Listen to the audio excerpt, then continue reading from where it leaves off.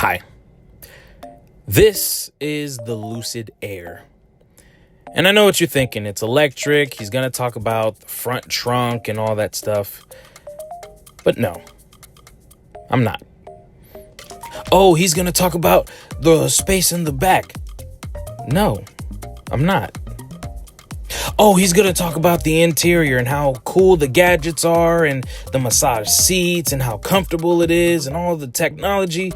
No, I'm not. What I want to talk about is the name. The word lucid, if you didn't know, stands for bright or luminous.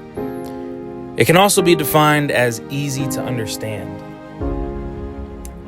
So when you put those two definitions together, it doesn't really make sense, does it? But here's the thing. With this car, it does.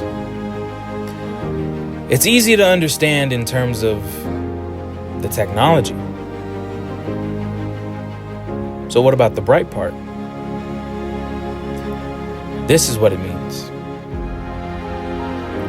Find yourself a nice back road with a scenic area and just enjoy what nature brings to you. No matter how dim or how bright, this is what a Lucid was for. Finding the moment. Thanks for watching.